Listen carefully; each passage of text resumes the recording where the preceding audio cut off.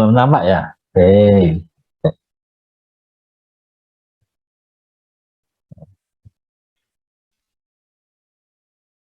Ya.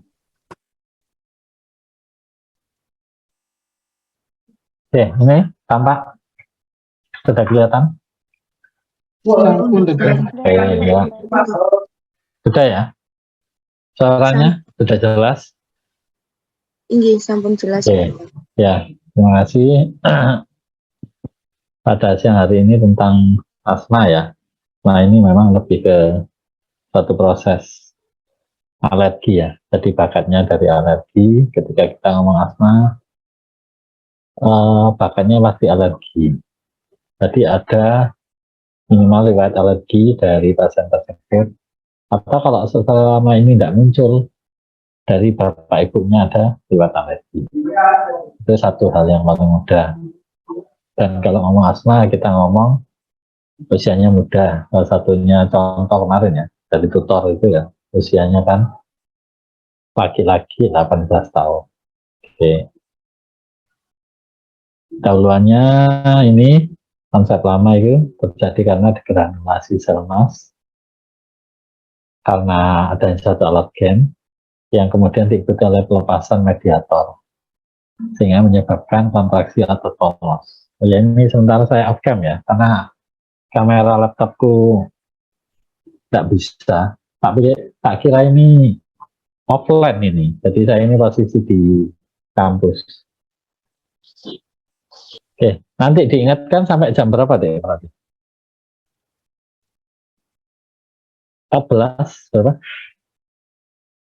14.20 atau 13? Diingatkan ya kalau mau habis. Iya dokter, nanti sampai 14.50. Oh, 14.50 ya, mungkin nanti kalau apa waktunya asar ya kita break. Setelah itu masih ada apa kosong? Setelah jantung ini? Sudah kosong dokter. Oke, ya ya. Oke, nanti kalau asar kita break dulu. Asma merupakan inflamasi kronik dari saluran nafas sehingga berpengaruh terhadap sel dan mediatornya yang berakibat terjadinya bronkokonstriksi, di lain pihak adanya kebocoran mikrovaskular sehingga terjadi edem, sekresi dari mukus meningkat dan stimulasi pada saraf, menjadi stimulasi dari saraf. Ini juga kenapa terapi asma juga yang saat ini harus ada selalu mengontrol. Gina yang terbaru tidak boleh tunggal pelega saja, karena itu sangat berpengaruh dan berpengaruh terhadap outcome. Contoh pelega itu biasanya sering dan banyak kita temui pada orang-orang dalam. Biasanya saya kalau kambuh minumnya ini dok, minum ya salbutamol atau minum aminofilin. Padahal itu bisa jadi diminum tiap hari. Itu juga ternyata penelitian yang terbaru juga berhubungan dengan outcome-nya kurang bagus. Asma adalah penyakit heterogen, biasanya ditandai dengan inflamasi saluran nafas kronis, didapatkan riwayat gejala respirasi antara lain nyeri, sesak nafas, dada terasa berat, dan batuk yang bervariasi terhadap waktu dan intensitasnya, disertai hambatan aliran udara ekspirasi yang bervariasi. Jadi di sini gejala-gejala ini kalau adik-adik secara detail, makanya kemarin gejala yang kita pakai tutornya adalah kadang-kadang kambuh, dada terasa berat. Ini juga harus diketahui, jadi tidak hanya mengi, tidak hanya sesak, tapi kadang-kadang dada terasa berat. Ditinjau lagi ada riwayat mana. Dan ketika kita menemui itu juga kita tidak harus langsung berpikir, oh ini jangan-jangan karena masalah paru. Karena banyak hal yang bisa menyertai.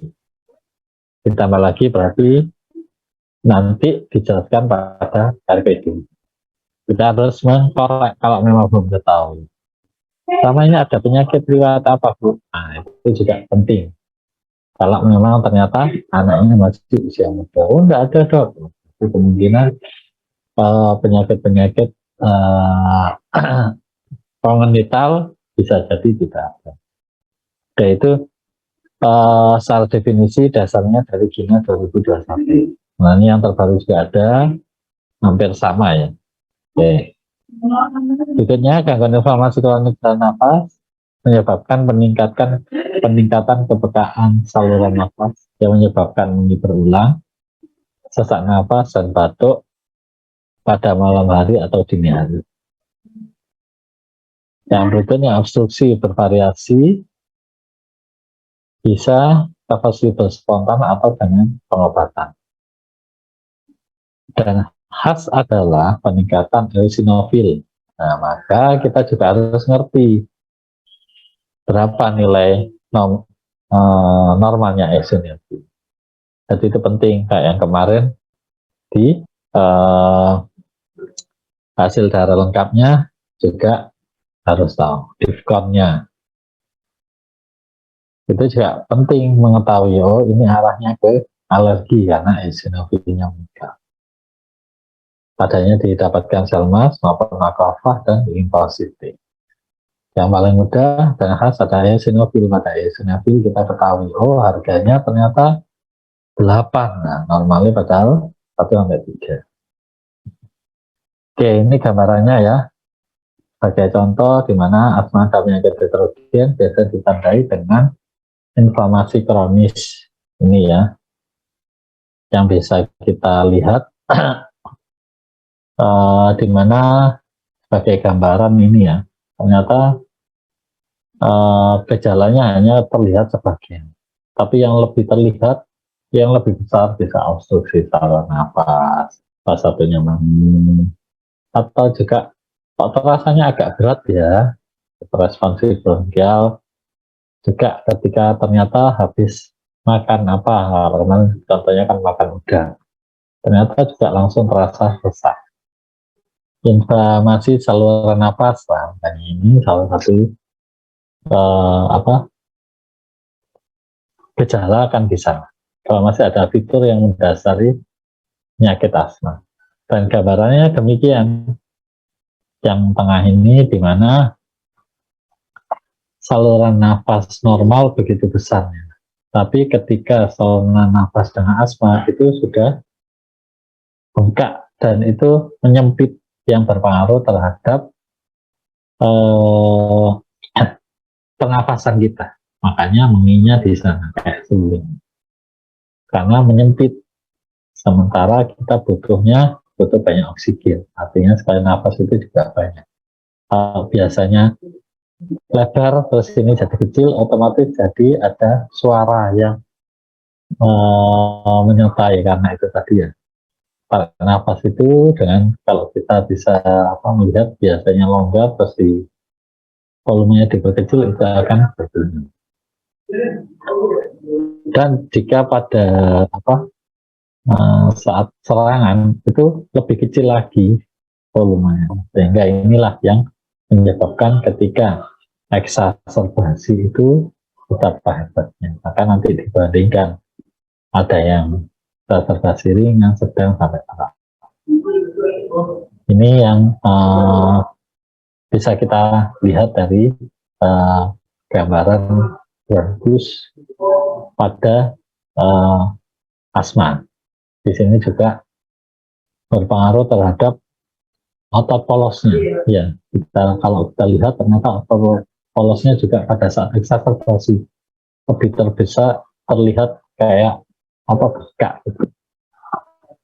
Sementara dari data di Indonesia kurang lebih 2,4% penduduk terdiagnosa asma.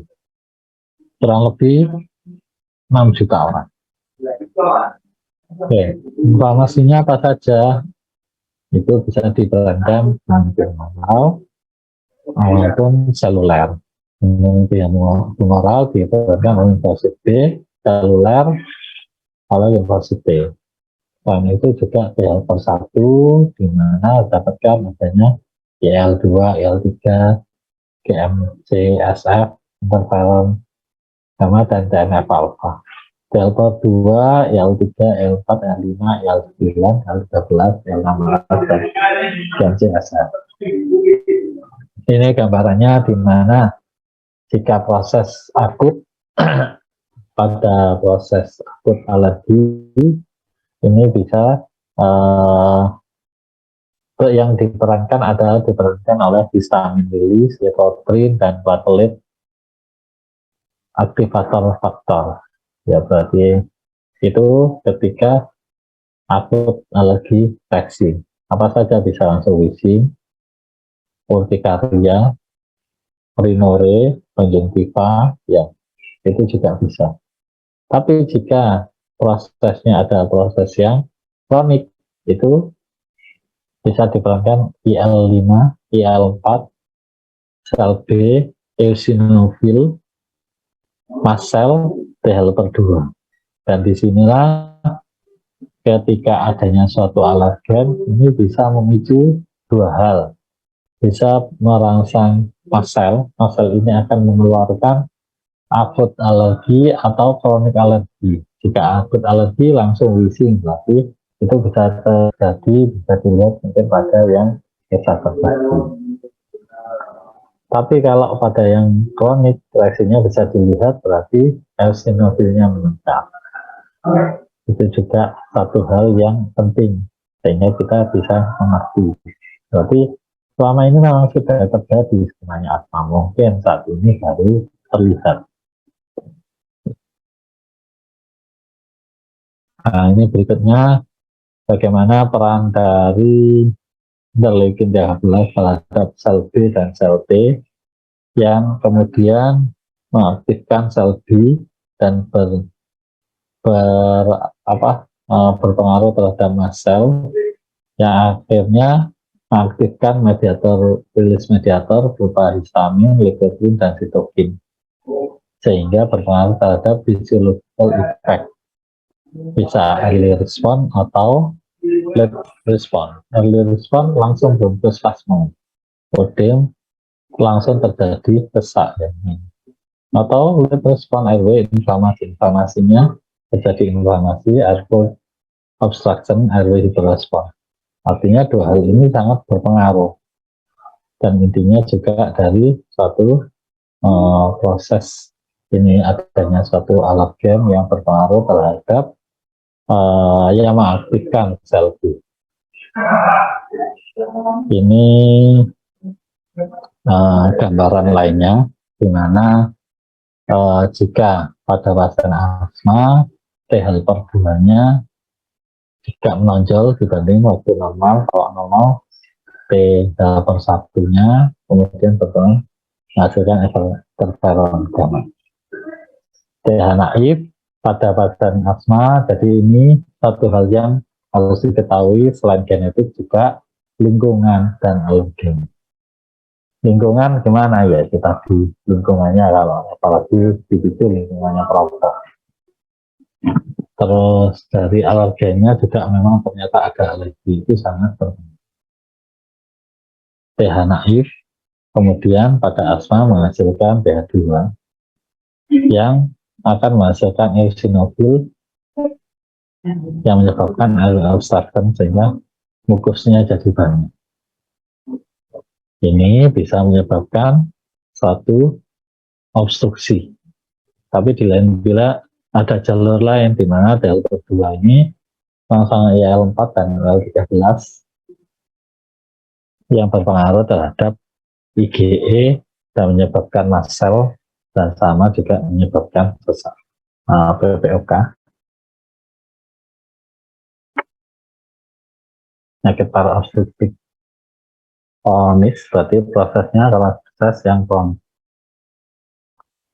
Secara definisi penyakit paru yang dapat dicegah dan diobati.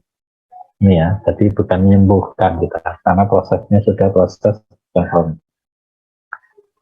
Ditandai adanya keterbatasan aliran udara yang persisten, bersifat progresif, karena memang sudah ibaratnya sudah mengkerut. Beda kalau asma saat serangan bisa bronkokonstriksi, tapi ketika sudah diterapi bisa kembali normal. Tapi kalau ini karena proses yang tadi, salah satu yang tadi ada emfisema, itu juga berpengaruh. Secara progresif berhubungan dengan respon inflamasi kronis.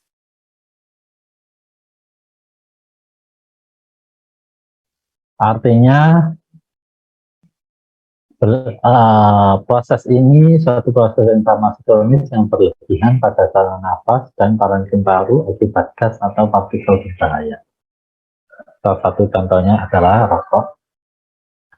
Karakteristik hambatan aliran udaranya gabungan antara obstruksi saluran kecil, obstruksi bronkiolus, dan kerusakan parenkim. Tadi emfisema lagi ya. Jadi dua. Akibat inflamasi kronik, hilangnya hubungan antara alveoli dan saluran nafas kecil dan penurunan elastisitas epiteli paru, sehingga pergerakan dari paru-paru juga terganggu, dan lebih tepatnya bisa dilihat salah satunya tadi diafragmanya sudah flat. Ini beberapa kasus tadi ya, ada asma, emfisema, bronkitis. Nah, PPOK ini gabungan dari ketiga. Artinya kalau asma berarti ada pencetusnya, bisa memang bahkannya salah satunya dari asma. Ditambah karena usia lanjut, ternyata juga ada pajanan dari proses yang kronik, bisa karena polusi udara, bisa karena rokok, yang menyebabkan terjadinya suatu emfisema. PPOK itu gabungan dari ketiga ini. Nah ini ya, pada kronik bronkitis, ini salurannya kalau normal ini, kalau bronkitis, mukusnya, adanya peningkatan mukus, terus dari terjadinya inflamasi pada strukturnya, sehingga lebih terlihat bengkak. Kalau ini ada yang normal, terlihat lebar. Ini terlihat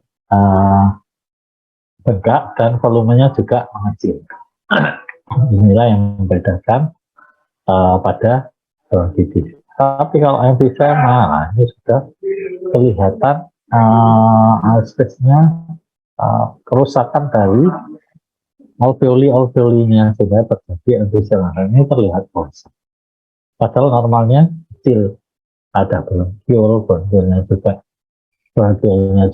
odem, alveolinya juga ada emfisema.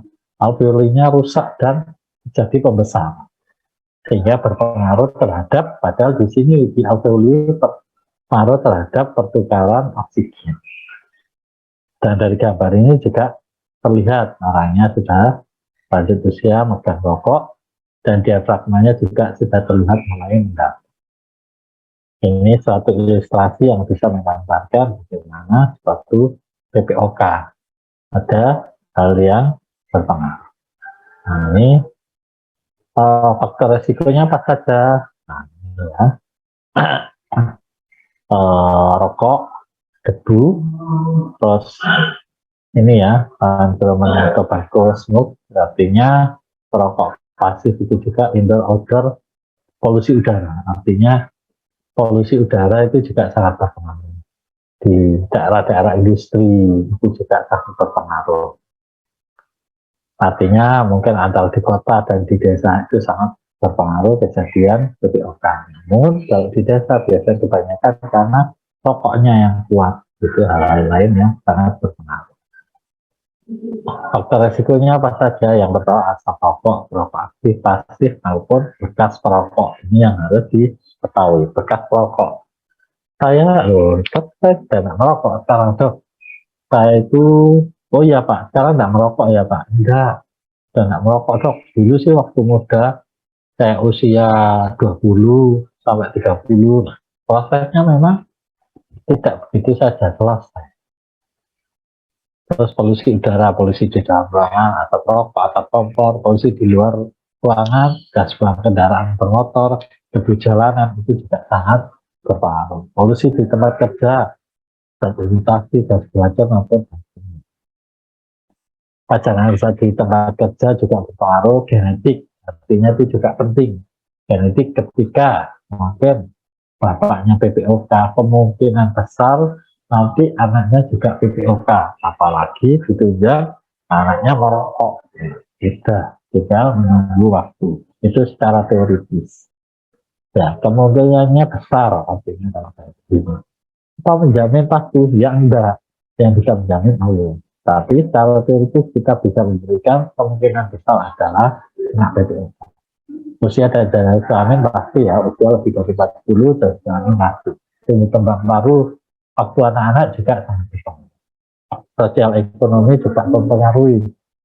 Bagaimana intake protein itu juga sangat berpengaruh. Infeksi paru berulang, artinya gampang batuk pilek, atau juga bisa jadi ternyata dulu juga pernah kena TBC, itu juga sangat mungkin. Karena aktivitas bronkus maupun bronkitis kronis juga menjadi faktor risiko tersendiri. Sosiologinya karena adanya perubahan struktur paru menyebabkan perubahan fisiologis yang adanya batuk kronis, produksi sputum bisa jadi ada atau tidak, tapi batuk kronis, keterbatasan aliran udara, gangguan pencekaran gas, hipertensi pulmonal, pulmonal ini juga sangat berpengaruh. Artinya penjamu ini juga dengan adanya partikel dan gas beracun menyebabkan terjadinya inflamasi paru. Partikel dan gas beracun ini juga bisa merangsang stres oksidatif yang bisa menyebabkan terjadinya PPOK jika proses mekanisme perbaikannya terganggu. Di lain pihak, dengan adanya inflamasi paru ini menghasilkan protease yang akan bisa menyebabkan peningkatan di sini ada peran-peran lain, antioksidan yang menghambat terjadinya PPOK atau anti-protease. Perubahan patologis terjadi di saluran nafas vaginal, perifer, parenkim, dan vaskuler. Ya, vaskuler paru juga berpengaruh. Terjadi vasokonstriksi, ini menyebabkan terjadinya PPOK, meliputi inflamasi kronik, ditandai dengan peningkatan jumlah sel inflamasi spesifik. Perubahan struktur yang berbeda, ini menyebabkan tinggi dan hiper berulang. Dan hiper yang berulang ini menyebabkan terjadinya suatu proses fibrosis. Menetap walaupun sudah berhenti merokok. Ini yang jadi garis bawah. Jika kita memberikan katakanlah penyuluhan orang awam itu harus dipahami. Ini patologi pada PPOK bisa terjadi adanya proximal RW, ini mulai trakea sampai bronkus. Inflamasi sel menyebabkan makrofag yang meningkat, strukturnya meningkatnya sel goblet. Pada variabel ARW, bronkiolus ya sudah mulai ke arah bronkiolus, dapatkan inflamasi sel yang meningkat, makrofagnya juga meningkat, dan sel T limfosit maupun sel B limfosit juga meningkat, fibroblast juga meningkat, sedikit neutrofil atau eosinofil. Strukturnya RW sudah mulai kening, sudah menyempit, peribronkial sudah mulai ada fibrosis. Pada parenkimnya makrofagnya meningkat, juga CDH, sel limfositnya meningkat. Strukturnya ini tadi ya, jadi pada parenkimnya bisa kita lihat terjadinya suatu emfisema. Terjadi emfisema bisa tipe sentrilobar maupun parasinal emfisema. Jika sentrilobar dilatasi dan disrupsi dari bronkiolus, dan kebanyakan pada perokok yang sentrilobar. Kalau parasinar ini biasa kebanyakan pada defisiensi alfa-1 antihistaminik.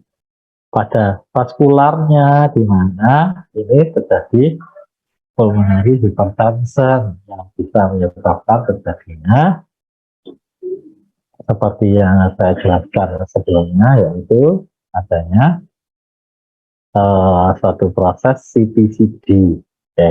Berikutnya efek dari PPOK itu ada norma bronkus ini ya, bronkokonstriksi demikian, begitu kecilnya. ada PPOK dengan adanya penyempitan mukosa mukoporulen ini jika sudah mulai menyempit, apalagi kalau terjadi COPD PPOK yang terjadi bronkokonstriksi ini lebih kecil lagi, makanya sesaknya hebat. Dan sini pun juga dilihat bahwasanya tidak bronkusnya di kondisi normal pun tidak selebar pada yang normal tanpa terkena rokok.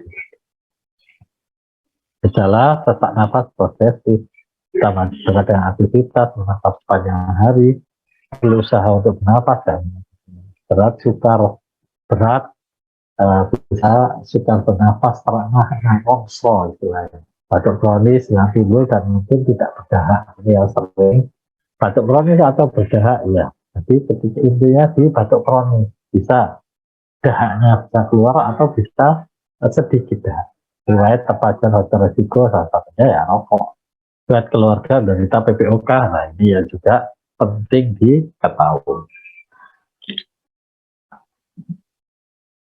Oke, batuk kronis dan produksi sekutunya bisa terjadi karena merupakan suatu pengajian eksudan inflamasi mukoid dari lingkungan tubuh, sehingga menyebabkan produksi sekutu karena suatu proses eksudan plasma dan inflamasi dan produksi mukus sehingga terjadi suatu batuk kronik karena adanya sekutu ini. Intinya adalah tubuh ingin mengeluarkan sehingga mengurangi sesak. Oke, demikian dari saya. Mungkin ada yang ditanyakan tentang PPOK. Ini sudah asar. Kalian kalau sudah selesai, saya akhiri. Ada yang ditanyakan? Jadwal saya ada lagi kapan, Dit? Minggu depan.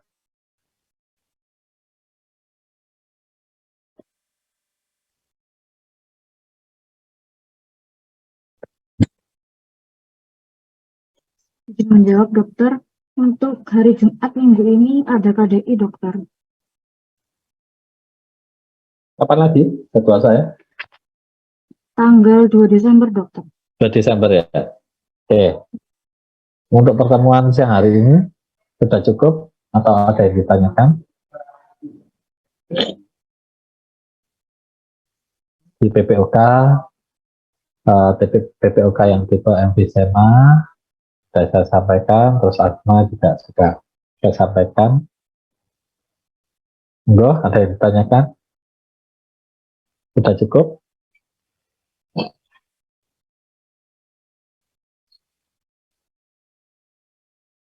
Sudah cukup? Dari saya, insya Allah sampun dokter. Oke, ya, oke, kalian saya akhiri. Terima kasih atas kesempatannya.